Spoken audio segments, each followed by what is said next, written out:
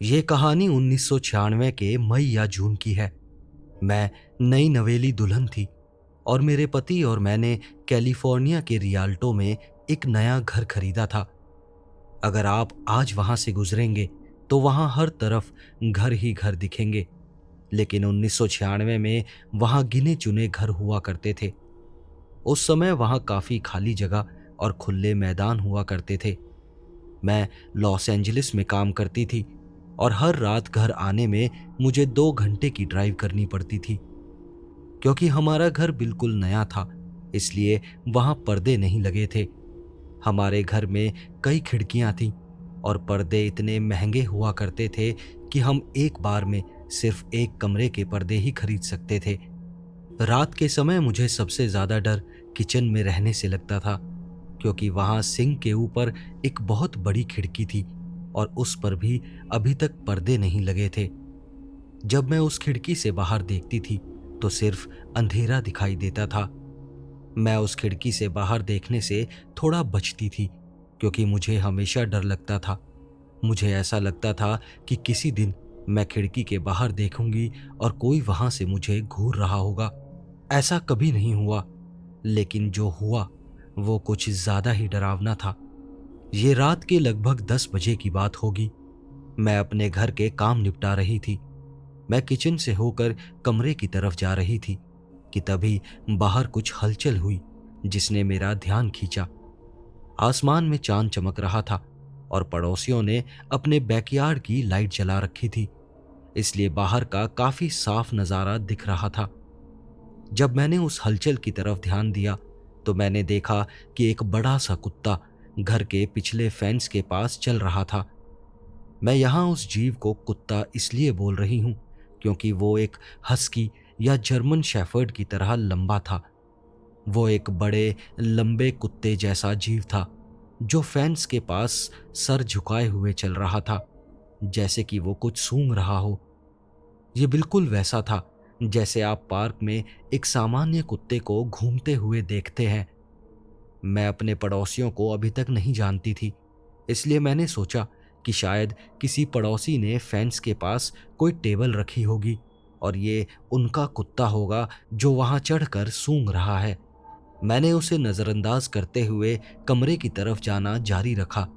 फिर अचानक मुझे एक एहसास हुआ कि पिछले फेंस पर चलने के लिए कोई किनारा या किनारी नहीं है। वो लकड़ी का बना हुआ था और एक सामान्य प्राइवेसी फेंस की तरह सीधा खड़ा था। मुझे अचानक एक सिरहन सी महसूस हुई, इसलिए मैं वापस खिड़की के पास गई और पिछले फेंस की तरफ देखने लगी। उसे दोबारा देखकर मुझे महसूस हुआ कि वो जीव कोई कुत्ता तो बिल्कुल नहीं था। वो जो भी था वो पिछले फेंस पर बैठा हुआ था और मुझे घूर रहा था। अब वो जीव एक बड़े गिद्ध की तरह दिख रहा था। उसकी गर्दन लंबी और शरीर काफी बड़ा था। जब मैंने उसे देखा तो पहले तो मैं शौक की वजह से जम गई। फिर मैं थोड़ा बाईं ओर हिली और उस जीव का सर भी उसी तरफ हिला। मैं जिस तरफ हिल रही थी वो भी उसी तरफ घूर रहा था। मैं डर के मारे सोचने लगी, अगर ये चीज इस बड़ी खिड़की से अंदर आ गई तो मैं तो मर ही जाऊंगी। मेरे पास कोई हथियार या खुद को बचाने का कोई तरीका नहीं था। ऐसे डरावने जीव के खिलाफ मैं कैसे लड़ सकती थी। फिर कुछ ऐसा हुआ जिसने मेरी दुनिया हिला दी। उस जीव के पंख थे और उसने अपने पंखों को एक बड़े चमगादड़ की तरह फैलाया। यह इतना अविश्वसनीय था कि मैं लगभग बेहोश हो गई। उसने अपने पंख फैलाए और आसमान में छलांग लगा दी। ये सब देखकर मेरा शरीर कांपने लगा और मैं रोने लगी। मैं जानती थी कि मैंने क्या देखा था और वो कोई कुत्ता तो बिल्कुल नहीं था। वो मेरी कोई कल्पना भी नहीं थी। फिर मुझे अपने बेडरूम में वापस जाने से डर लगने लगा। ऊपर की मंजिल पर अभी तक पर्दे नहीं लगे थे। मैंने कुछ सस्ते तौलिए खरीदे थे और उन्हें वहां लटका दिया था। मैंने तुरंत सभी लाइट्स जला दी और उसी कमरे में रही जहां पर्दे लगे हुए थे। ये एक छोटा बेडरूम था जहां मेरा सौतेला बेटा रहने वाला था। मैं अपने पति के घर आने का इंतजार करने लगी। वो स्विंग शिफ्ट में काम करते थे और अक्सर रात 1 बजे के बाद ही घर आते थे। मैं वाया वर्डे स्ट्रीट पर रहती थी, जो 15 फ्रीवे के पास थी। मुझे एग्जिट का नाम याद नहीं है, लेकिन ये बेसलाइन के बाद वाला एग्जिट था। उस समय प्योर्टो रिको में चुपाकाब्रा की काफ़ी चर्चा हुआ करती थी, और मैं बहुत अच्छे से जानती हूँ कि जो मैंने उस फेंस पर देखा था वो एक चुपाकाब्रा ही था। कुत्ते जैसा शरीर, लंबी गर्दन और पंख, और किस जीव के हो सकते हैं? शायद आप लोग मेरी बात पर यकीन ना कर रहे हों, लेकिन मैं जानती हूँ कि मैंने क्या देखा था, और आज तक उस बात को नहीं भूल पाई हूँ। मुझे आज भी ये घटना ऐसे याद है जैसे ये कल ही की बात थी, और आज भी इसके बारे में सोचकर डर के मारे मेरा रोना निकल जाता है।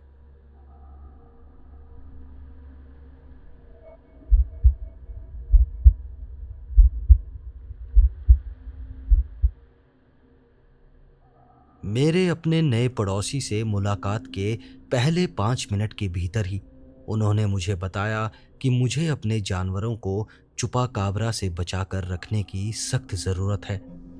हाँ, आपने सही सुना। मेरे चेहरे के आश्चर्यचकित भावों को देखकर उन्होंने मुझे आगे बताना शुरू किया। उन्होंने कहा कि यहाँ की स्थानीय चुपाकाब्रा आबादी एक समय में एक परिवार से जुड़ना पसंद करती है, और उन्हें मात देना लगभग नामुमकिन है। पूरी तरह से नामुमकिन नहीं, लेकिन मुश्किल ज़रूर है।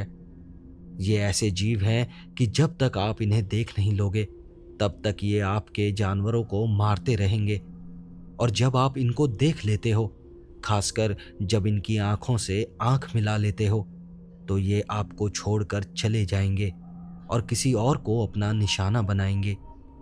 ये सब सुनकर मैं बस आश्चर्य में ही खड़ा था, लेकिन वो रुके नहीं और आगे एक कहानी सुनाने लगे जो उनके साथ हुई थी जब वो पहली बार इस इलाके में आए थे।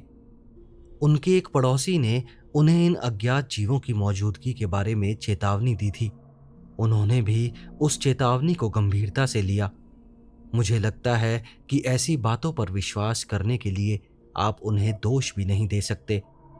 वो एक पशुपालक थे जिनके पास इतने मवेशी थे कि वो उनके साथ पूरा दिन व्यस्त रहते थे।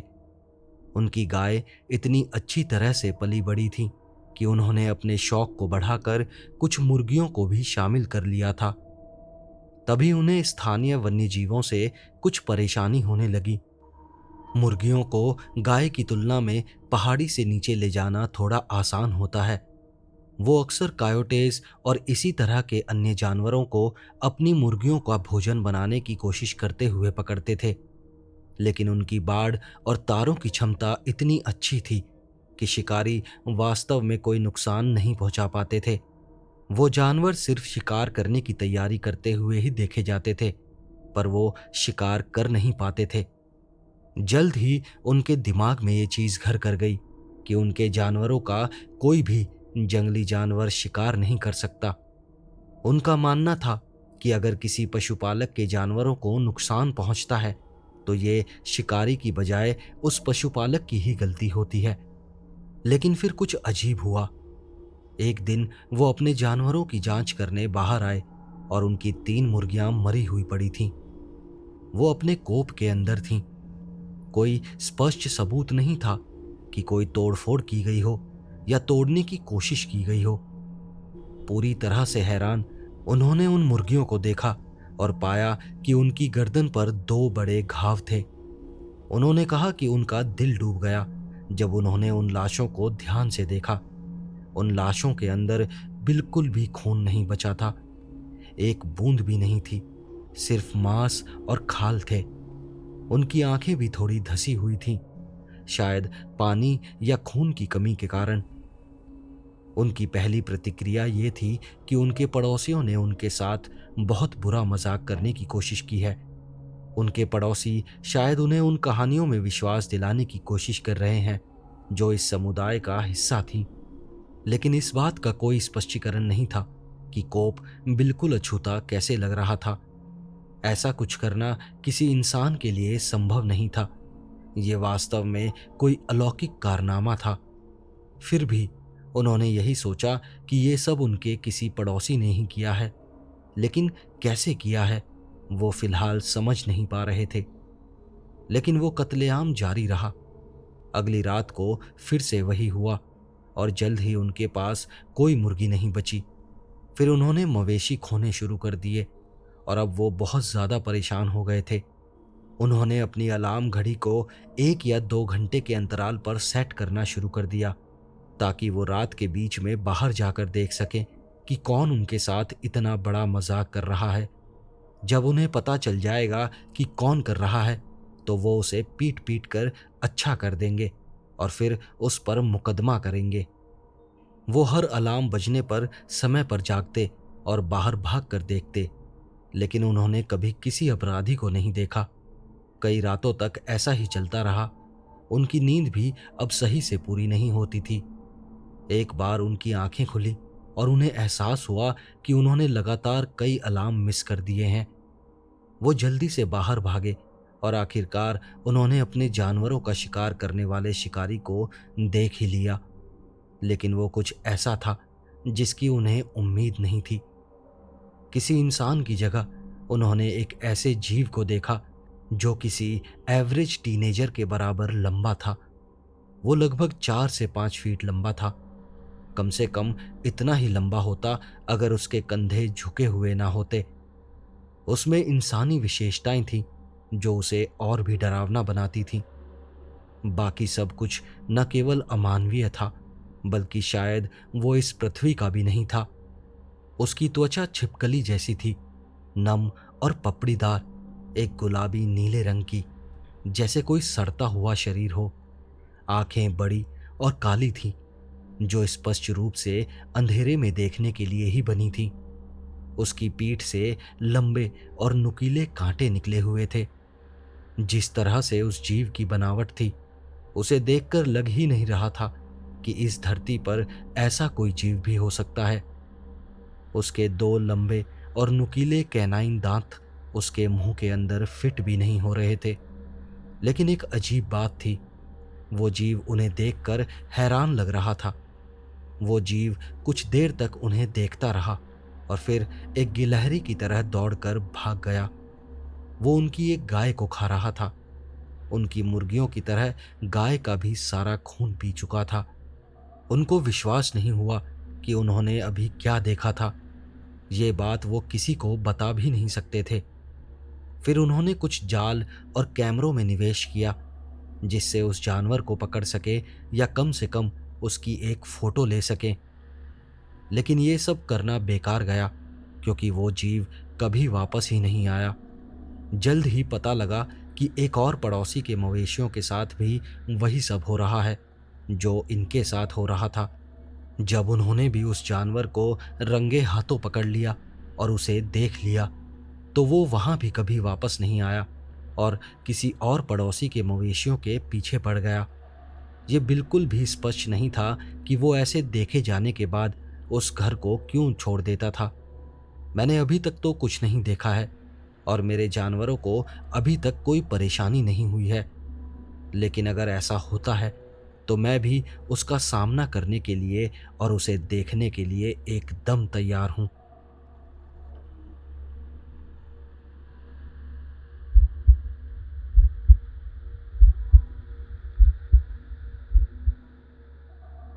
मैंने कभी नहीं सोचा था कि मैं उन लोगों में से एक होऊंगा जो पौराणिक जीवों में विश्वास करते हैं। लेकिन मेरी चुपाकाबरा से मुलाकात के बाद सब कुछ बदल गया। ये एक गर्मियों की रात थी और मैं अपने घर के पास के जंगल में घूमने गया था। मैं उस रास्ते पर पहले भी कई बार चल चुका था, लेकिन उस रात मुझे कुछ अलग सा महसूस हो रहा था। जैसे जैसे मैं चलता गया, मुझे लगातार ये एहसास हो रहा था कि कोई मुझे देख रहा है। मैंने इसे महज एक डर समझकर नज़रअंदाज कर दिया और अपने रास्ते पर चलता रहा। लेकिन तभी मैंने पीछे झाड़ियों में एक सरसराहट की आवाज़ सुनी। मैं मुड़ा और अपनी टॉर्च की रोशनी उस आवाज़ की दिशा में डाली, लेकिन वहां कुछ भी नहीं दिखा। तभी मैंने एक गहरी गुर्राने जैसी आवाज़ सुनी, जिससे मेरी रीढ़ में सिहरन दौड़ गई। मैं फिर से मुड़ा और देखा कि रास्ते के बीच में एक जीव खड़ा है जो चमकती लाल आंखों से मुझे घूर रहा था। ये ऐसा कुछ था जो मैंने पहले कभी नहीं देखा था। वो जीव एक बड़े कुत्ते के आकार का था, लेकिन उसकी पीठ पर नुकीले कांटे और लंबे पंजे थे। उसका फर उलझा हुआ था और बहुत गंदा था, और उसका चेहरा एक रेप्टाइल जैसा लग रहा था। मैं डर से जम गया, हिलने डुलने में असमर्थ था, जबकि वो जीव धीरे धीरे मेरी ओर बढ़ने लगा। उसकी आंखें मुझसे हटी ही नहीं, और मैं उसकी गर्म सांसें अपने चेहरे पर महसूस कर सकता था। मुझे नहीं पता कि हम कितनी देर तक एक दूसरे को घूरते रहे, लेकिन आखिरकार वो जीव मुड़ा और जंगल में वापस भाग गया। मैं बहुत देर तक ऐसे ही खड़ा रहा, और जब मैंने अपना होश संभाला तो मैं घर की ओर भागा। मैंने किसी को भी चुपाकाबरा से हुई इस मुलाकात के बारे में नहीं बताया। मुझे पता था कि कोई भी मेरी बात पर विश्वास नहीं करेगा, लेकिन अब जब भी मैं जंगल में जाता हूं, मुझे लगता है कि वो जीव मुझे अब भी देख रहा है और किसी मौके का इंतजार कर रहा है।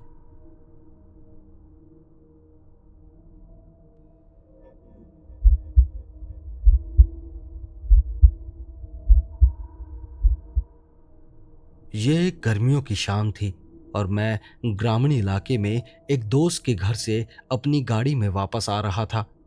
जैसे जैसे मैं घुमावदार सड़क पर आगे बढ़ रहा था, मुझे लगातार ये एहसास हो रहा था कि कोई मुझे देख रहा है।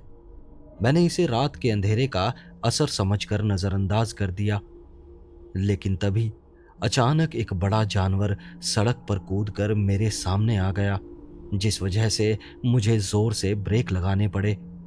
मैंने अपनी कार से बाहर निकलकर ये जांचने की कोशिश की कि क्या वो जानवर ठीक है, लेकिन जैसे ही मैं उसके पास पहुंचा, मुझे एहसास हुआ कि ये कोई सामान्य जानवर नहीं था। यह एक चुपाकाबरा था। मैं डर से जम गया जब चुपाकाबरा मेरी ओर मुड़ा और उसकी लाल आंखें अंधेरे में चमकने लगीं। ये ऐसा कुछ था जो मैंने पहले कभी नहीं देखा था। उसके पास तेज धारदार दांत और पीठ पर नुकीले कांटे थे। मैं जानता था कि मुझे वहां से भागना होगा, लेकिन मेरे पैर जैसे जमीन में गड़ गए थे। जैसे ही मैं धीरे धीरे पीछे हटने लगा, चुपाकाबरा मेरी ओर बढ़ने लगा। उसका मुंह खुला हुआ था और वो हमला करने के लिए पूरी तरह से तैयार लग रहा था। मैं उसकी भारी सांसों की आवाज और उसके पंजों के फर्श पर खरोचने की आवाज सुन सकता था। मैं जानता था कि मुझे तेजी से कुछ करना होगा, इसलिए मैं अपनी कार की ओर भागा और दरवाजा खोलने के लिए चाबी ढूंढने लगा। चुपाकाबरा मेरे ठीक पीछे था, और मैं उसकी गर्म सांसें अपनी गर्दन पर महसूस कर सकता था। आखिरकार मैंने दरवाजा खोलने में कामयाबी पाई और मैं अंदर कूद गया और दरवाजा बंद कर लिया। दरवाजा बंद होते ही चुपाकाबरा उछलकर मेरी कार पर चढ़ गया। मैं अपनी कार में बैठा हुआ कांप रहा था और पसीने से तरबतर था, जबकि चुपाकाबरा मेरी कार के चारों ओर घूम रहा था और गुर्रा रहा था। मैं जानता था कि मुझे वहां से भागना होगा, लेकिन मैं अपनी कार स्टार्ट करके उसे और गुस्सा नहीं दिलाना चाहता था। आखिरकार चुपाकाबरा का ध्यान भटक गया और वो अंधेरे में कहीं चला गया। मैं वहां कुछ मिनट तक बैठा रहा, खुद को शांत करने और सांस लेने की कोशिश करता रहा। फिर मैंने अपनी कार स्टार्ट की और जितनी तेजी से संभव हो सका वहां से दूर चला गया। आज भी मुझे उस डरावनी मुलाकात के बारे में बुरे सपने आते हैं। मैं जानता हूं कि मैं किस्मत वाला हूं कि अपनी जान बचा पाया, लेकिन मैं आज भी उस रात के डर को कभी नहीं भूल पाया।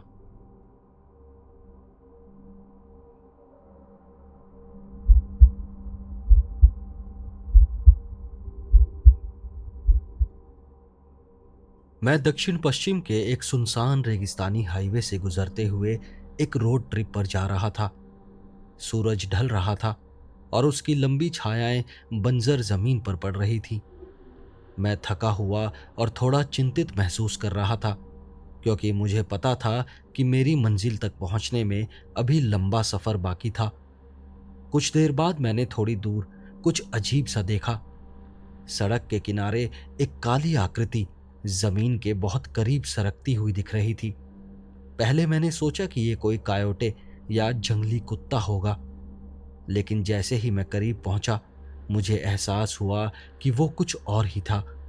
वो एक चुपाकाबरा था।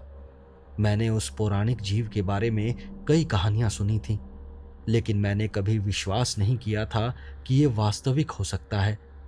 लेकिन वो वहां था, सड़क के किनारे चुपके से चलता हुआ, और जैसे ही मैं गुजरा उसकी आंखें मुझ पर टिक गईं।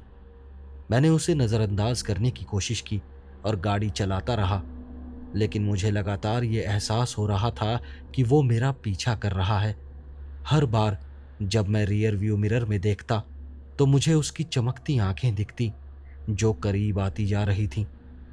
मैंने गाड़ी की गति बढ़ा दी, उम्मीद करते हुए कि मैं उसे पीछे छोड़ दूंगा, लेकिन वो मेरी कार के साथ साथ कदम मिलाकर चलता रहा। उसके तेज पंजों की सड़क पर खरोंचने की आवाज मुझे सुनाई देने लगी। मैं इंजन की आवाज में भी उसकी गुर्राहट सुन सकता था, और मुझे पता था कि मैं बड़ी मुश्किल में पड़ गया हूं। अचानक चुपाकाबरा मेरी कार के पीछे कूद गया और उसके पंजे कार की बॉडी में घुस गए। मैंने गाड़ी को झटके से मोड़ा और उसे फेंकने की कोशिश की, लेकिन वो गाड़ी से चिपका रहा। मुझे पता था कि अगर मैंने तुरंत कुछ नहीं किया तो वो मेरे टुकड़े टुकड़े कर देगा। एक पल की हताशा में मैंने जोर से ब्रेक लगा दिए, जिससे चुपाकाबरा कार से उछलकर जमीन पर गिर गया। मैंने मुड़कर यह भी नहीं देखा कि वो कहाँ गिरा। मैंने बस जल्दी से कार स्टार्ट की और तेजी से गाड़ी चलाने लगा। मेरा दिल तेजी से धड़क रहा था। मुझे नहीं पता कि मैं कितनी देर तक गाड़ी चलाता रहा। आखिरकार मैं एक पेट्रोल पंप पर पहुंचा। मैं कार से बाहर निकला, हांफते हुए, और जमीन पर गिर गया। जब मैंने हिम्मत जुटाकर अपनी कार को देखा तो मुझे उस पर चुपाकाबरा के निशान दिखे। कार पर खरोंच और काटने के निशान थे। ये बहुत क्लोज एनकाउंटर था, और मैं जानता था कि मैं बहुत किस्मत वाला था कि अपनी जान बचा पाया। उस दिन के बाद मैंने कभी चुपाकाबरा के अस्तित्व या उसके खतरे पर संदेह नहीं किया, और हर बार जब भी मैं उस रेगिस्तान से गुजरता हूं तो उसके टकराव से बचने के लिए हमेशा सतर्क रहता हूं।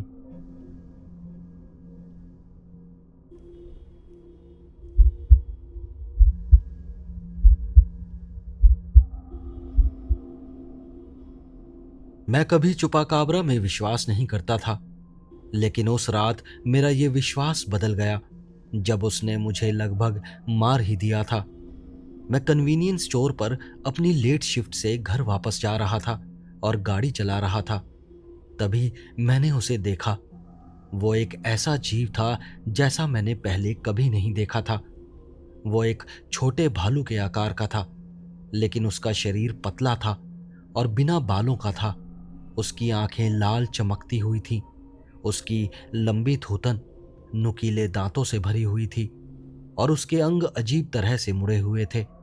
मैंने गाड़ी को घुमाकर उससे बचने की कोशिश की, लेकिन वो बहुत तेज था। वो मेरी कार पर कूद गया, खिड़कियों को खरोंचने लगा और खौफनाक गुर्राहट के साथ गुर्राया। मैं घबरा गया और गैस पैडल को जोर से दबा दिया, ये उम्मीद करते हुए कि शायद वो उतर जाएगा, लेकिन वो एक मकड़ी की तरह कार की छत से चिपक गया। उसके पंजों ने धातु पर गहरे निशान छोड़ दिए। मुझे पता था कि अगर ये कार के अंदर आ गया तो मेरी जान चली जाएगी। मैंने गाड़ी को झटके से मोड़ा और हिलाने की कोशिश की ताकि वो जीव छत से उतर जाए, लेकिन वो हिला तक नहीं। ऐसा लग रहा था जैसे वो छत से चिपक गया हो। आखिरकार मैंने जोर से ब्रेक लगाया और अपनी सीट पर झुक गया। मैंने उस जीव की चीख सुनी और फिर एक जोर की आवाज सुनी जब वो छत से गिरकर मेरी गाड़ी के सामने आ गिरा। मैंने आव देखा न ताव और गाड़ी चला दी। मेरी गाड़ी उसके ऊपर से गुजर कर निकल गई। मैंने रियर व्यू मिरर में देखा तो वो अभी भी सड़क पर पड़ा हुआ था, लेकिन हिल रहा था। मैं गाड़ी चलाते हुए कांप रहा था क्योंकि मुझे डर लग रहा था कि कहीं वो और गुस्से में मेरे पीछे ना आ जाए। मैं बिना रुके घर तक गाड़ी चलाता रहा और घर आकर भी बहुत देर तक गाड़ी से नहीं उतरा। मुझे डर था कि कहीं वो मेरे पीछे पीछे मेरे घर तक आ गया होगा और अंधेरे में कहीं मेरे गाड़ी से उतरने का इंतज़ार कर रहा होगा। शायद मैं 1 घंटा गाड़ी में ही बैठा रहा और फिर हिम्मत करके गाड़ी से उतरकर घर के अंदर भागा। मेरी किस्मत शायद अच्छी थी कि वो मेरे पीछे नहीं आया था। शायद मैंने उसे ज़्यादा घायल कर दिया था। मैंने ये घटना पुलिस को बताई, लेकिन उन्होंने मेरी बात पर विश्वास नहीं किया। उन्होंने कहा कि वो सिर्फ एक जंगली जानवर था और मैं बचकर निकलने में भाग्यशाली था। लेकिन मैं जानता हूँ कि मैंने क्या देखा था और मैं उस रात के डर को कभी नहीं भूल पाऊंगा। मैं हमेशा अपने पीछे देखता रहता हूँ, ये सोचते हुए कि क्या चुपा काबरा अभी भी कहीं मेरा इंतज़ार तो नहीं कर रहा।